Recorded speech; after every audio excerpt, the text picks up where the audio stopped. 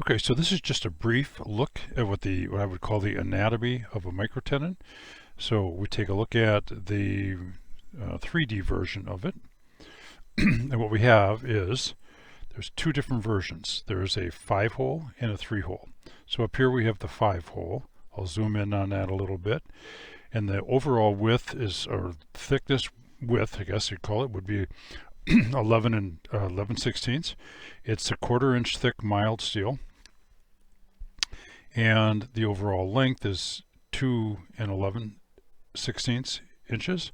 There's 5 holes in it. The center hole is tapped, and that's for 5/16 by 18 threads. The other 4 are not tapped.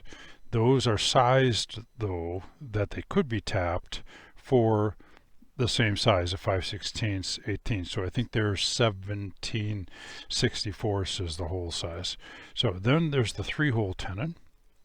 And by the way, on that 5-hole, what happens there is typically you'll see it later in the mounting where there's GRKs get mounted either in this and this hole, or they might be mounted in this and this, depending on the scenario, and that'll change with the project.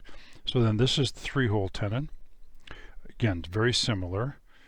The overall length is 1 3/4 inch.